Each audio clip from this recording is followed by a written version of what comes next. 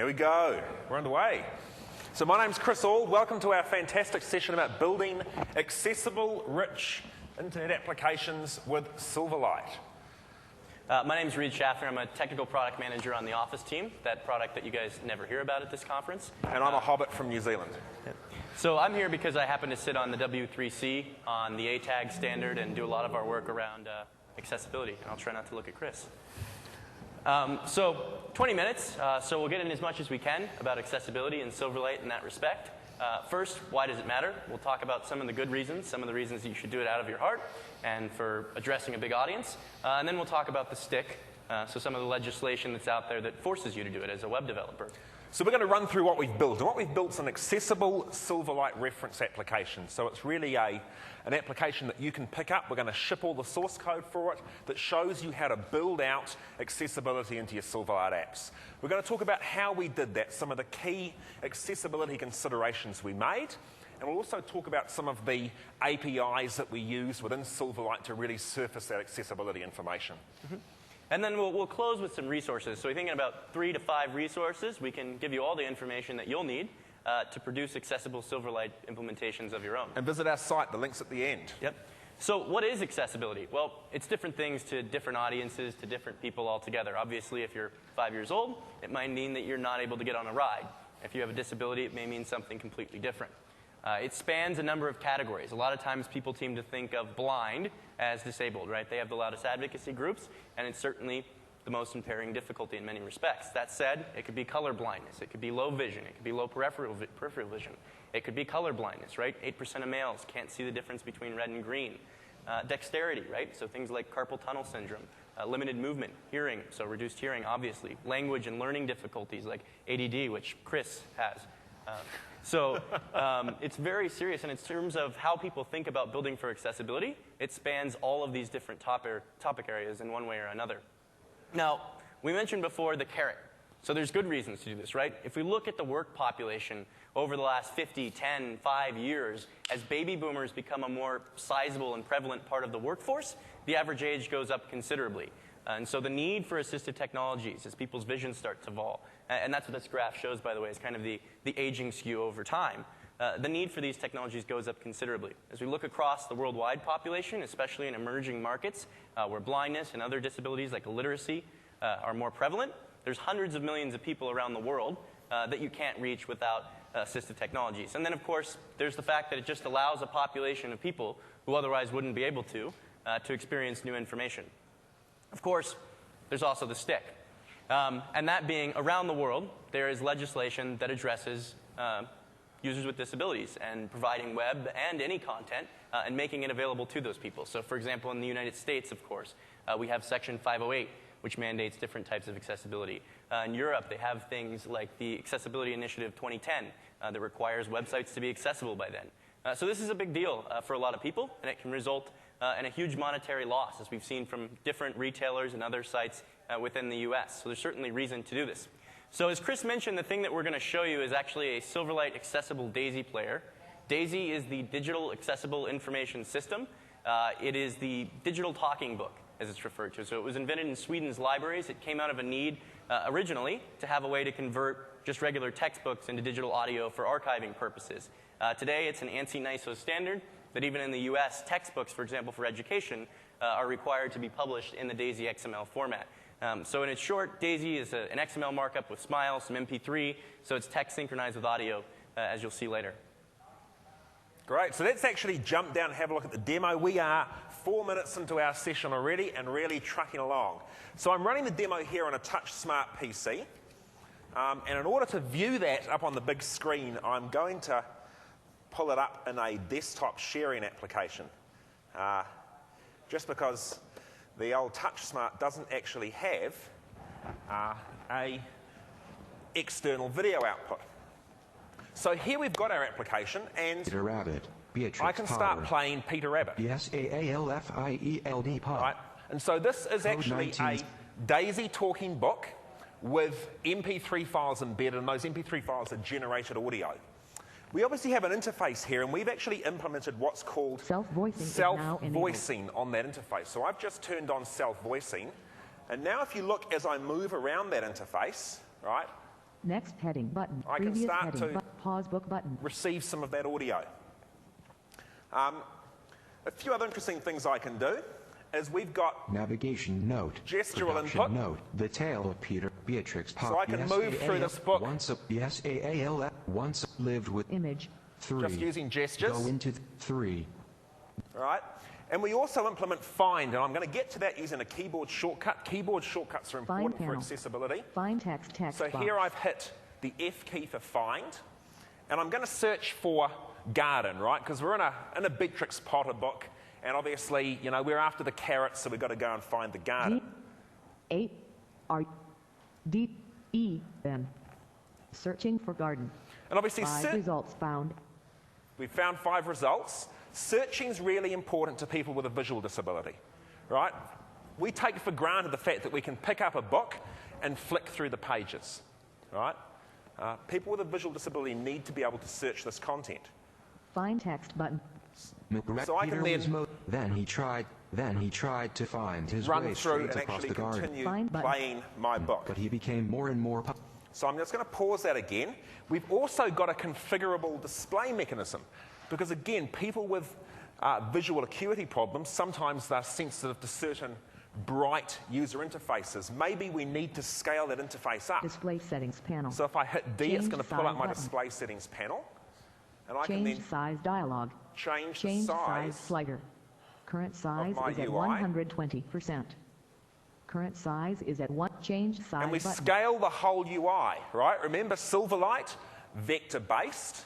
So we get a fantastic, right, scaled-up UI. I can also change the contrast. Black text on white So background. most people think, you know, the default black text on a white background is fantastic. If you're photosensitive, that's going to blow your, you know, it's going to really cause irritation to you. So you need to think about supporting Contrast. Yellow text different on black contrasts and background. colours. So let me just close Display that settings dialog. button. And again, I'm working with the keyboard here mainly, but I've got these gestures as well. Help panel. If I hit question Shortcut mark, keys. So open dialog. it's going to pull up and actually See read show out to content. me I show book info. keyboard shortcuts Shift that I plus can question use to mark. interact with my Show help. application. Space bar. Help button. So as well as the self-voicing application approach we've taken, we've also completely annotated our application using what's called UI automation. And this is a really great feature supported by Silverlight. In order to show it off, I'm actually going to pull up a VM on my other machine and show this application working with a screen reader. So I just need to bring the audio down for just 2 seconds while I change my plug over.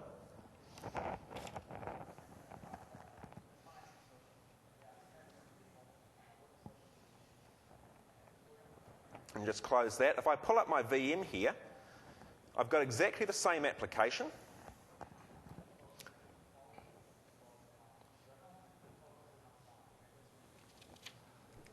And so the screen reader that Chris is about Playbook. to launch is the NVDA screen reader. It's an open source screen reader that's actually going to pull the information just like the self-voicing would have. And so what we've got Next done. here, Start.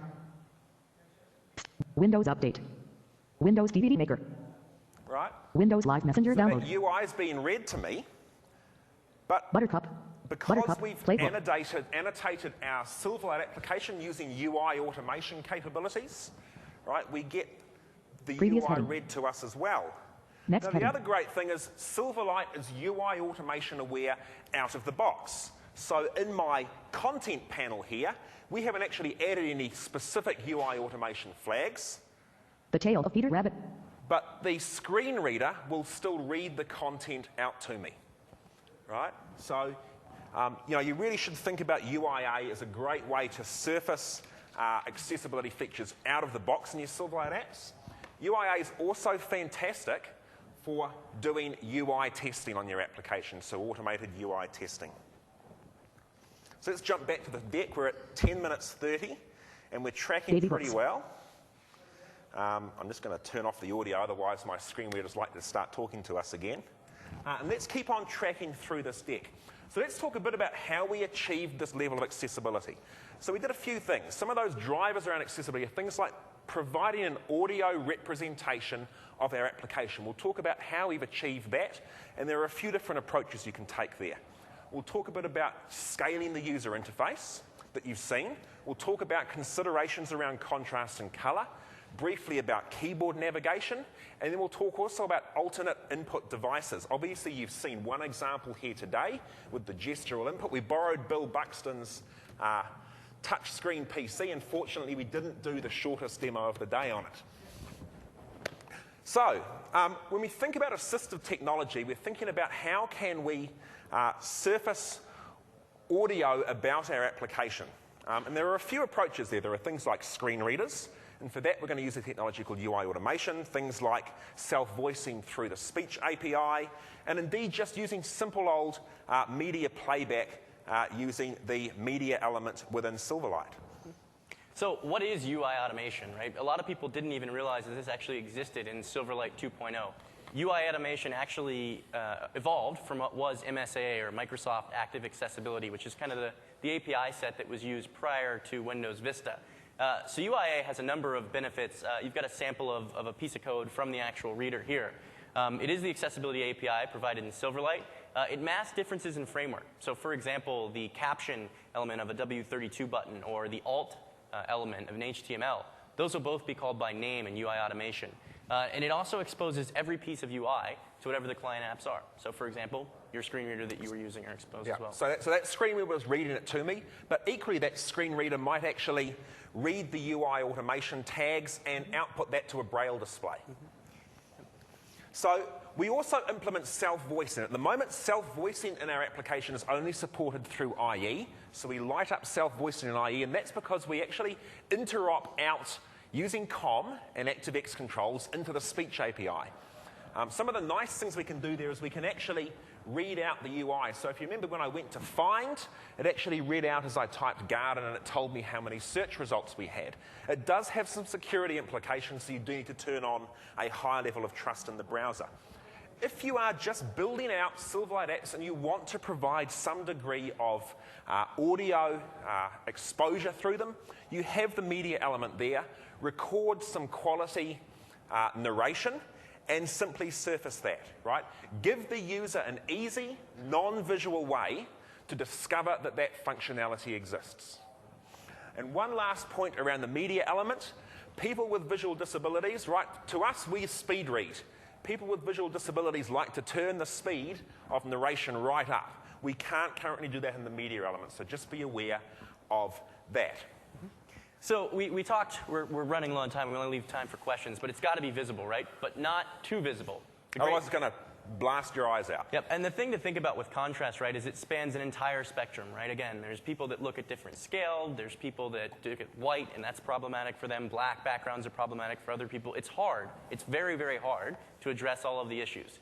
That said, one of the great ways to ensure that you do it is that because in Silverlight, we're able to easily call what the system settings are. So for example, if a user has a high contrast setting by default on Windows, or if they have a black and yellow background by default, Silverlight can know that, and you can respect those settings in your application. And that works on Mac as well, right? Absolutely. Yep, and then navigation. Obviously, the key here is consistency. There's a lot of pre-existing information around what the appropriate shortcut keys are. Respect those when you can, right? File save should be what file save is anywhere. But you want to have minimal modifier keys. The shorter the key stream, the more intuitive, the easier it is for the user to use. And the faster it is to work with. Absolutely, right? Because remember, keyboard input is a primary interaction modality for these people. Mm-hmm. Absolutely. And then, of course, scaling the UI. We saw some great stuff with a magnifier today. Obviously, that's going to open up a new set of accessibility functionality for Silverlight, but the vector functionality that Chris talked about earlier works great with Zoom today. The vector nature of Silverlight's huge. So some of the people we've been working with from the Royal New Zealand Foundation for the Blind are partially sighted people, right? And so they are used to working with zoom-in tools on operating systems. And their first comment when they looked at our application is it's smooth. Right? It's not pixelated because we have that vector-based UI markup language available to us in XAML. So just a quick example of the color contrast and how many people can see the number in the circle? How many people can't? Right? There we go. This is just a room of a few people. 3 people in this room. Can't see the number, right? 74, by the way. So our presentation's broken for you. Yeah. Right? And that's really what we wanted to show. You know, don't break your application for 8% of your users. Absolutely. Right? And then thinking about the touch, I think people think that touch is inherently bad for people with disabilities. Well, it's not, because it's really just it's an on-ramp to thinking about other alternative input devices, right? Obviously, Chris showed you gestural touch. It's pretty easy to think how that would map over to head tracking via device. Sip and puff input that people are using. Switches, which are just a series of buttons that people use to control the UI. Braille output. Because we're using UIA, you can actually map Silverlight applications directly to Braille input devices and use that to control these Silverlight applications as well. And then also, because it's on UI, things like Narrator and Vista, Dragon Naturally Speaking, will actually go and support voice input for controlling these with scripting and advanced input like that. So if we were running Dragon, we could say display dialog, and it would actually pop open that display dialog for us to work with. How are we doing for time? We've got 4 minutes and 15 seconds left. So we wanted to give you 5 resources to start with. The first one, the Buttercup Reader, right? The source code's there. You can look at a real UI. Source code's not there yet. It will be there. Source code will be there, right? So the application's there. Go and have a play with it. Love to get your feedback. We're going to ship the source code, but we're also going to do a bunch of useful blog posts where we're going to try and surface some of the learnings that we've had in building out this application. On MSDN, you'll find all the specifications for UIA. It falls under the open specification promise, so you can use it anywhere. It runs on Linux. It runs cross-platform. It also is the default on Windows Server, Windows Vista forward, so it's great to use cross-platform. And it's a great thing to just learn about, even if you're not thinking about it in terms of accessibility, just to use it for test automation, to take that little extra bit of time. You'll save a ton there. And then as you're starting to think about web development, probably the best standard to go to is W3C WCAG 2.0, or the Web Content Accessibility Guidelines. It's not the finalized voice, but it's certainly one of the most complete out there. And then finally, just to cheat, you can email either one of us if you have any more questions. Or follow us on Twitter. Yep. For those of us who do Twitter and aren't scared of it. So 3 minutes left. We wanted to leave about 3 minutes to play Stump the Chumps. So we've got a microphone in the middle. Time to play Stump the Chumps. Sir. In start with completion, you mentioned working with the W3C. Well, I was reading about it, and they came up with, as far as I remember, it came up with a standard called the RIA, Accessible Regenerative Applications Initiative. So do you think that Silverlight is catching up with RIA, or is that something that can be used along with the UIA in Silverlight? Yep, so the question for people that are watching was basically how does UIA and Silverlight map to ARIA, which is being developed in the W3C. Actually, the UIA is developed via an open council that anyone's welcome to join called the Accessibility Interoperability Alliance. The goal is actually to build a bridge between ARIA and UIA so that you just work seamlessly together. Same with MSAA, same with IA2, which are the other APIs. Gentlemen on the end down the back. Oh.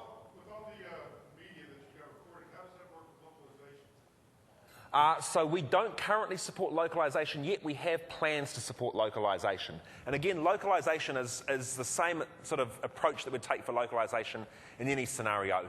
Look at the locale for the browser that's visiting the site and choose the appropriate audio. When we're interoping out to SAPI, we just need to ensure that we have resource files with the appropriate language for that SAPI audio generation. Gentleman just next to him. Search engines can be an accessibility worst case. Does any of these implementations help with searchability? So Daisy on its own would, right, because it's just XML elements with style, and that could help a lot. If you provided and the search engine looked for the tags in the UIA, it could provide a great way around that. Today, to be honest with you, I don't know if any of the search engine would pick that up. In theory, it'd be pretty simple to make calls and to be able to search this information for users with disability. Any more questions? We've got 1 minute and 5 seconds left. Gentleman down the front here. So how does Silverlight fit with accessibility standards in Europe, like AA? So AA, AAA, so you're mentioning the standards in Europe. That's the WCAG convention, right? So WCAG uses single A, AA, AAA, with AAA being the most stringent guidelines. It fits based on what you do with it, right? So if you maximize the usage of UIA, you can, just thinking through the standards, support pretty much everything that's in, for example, AA. It just requires work on the part of defining, for example, the header tags, defining the alt text on images. So the AA, single A, just defines what the content needs to support.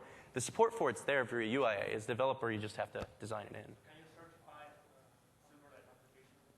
If you build it, yeah, absolutely. You could certify it as a AA compliant Silverlight application. In fact, I would wager to guess that if you went to this site and ran it through the WCAG test case for AA, This Silverlight application would actually comply with that fully. We are out of time. That's us. Hey, thank you all for coming along. Reed and I will be downstairs in the third space in sort of 5 or 10 minutes, hanging out on the beanbags, listening to the DJ, and we'd love to see you down there. We can show you through the application, talk about, and we can deep dive if you want to, even pull up some of the devs on chat. Thanks very much. Thank you, guys.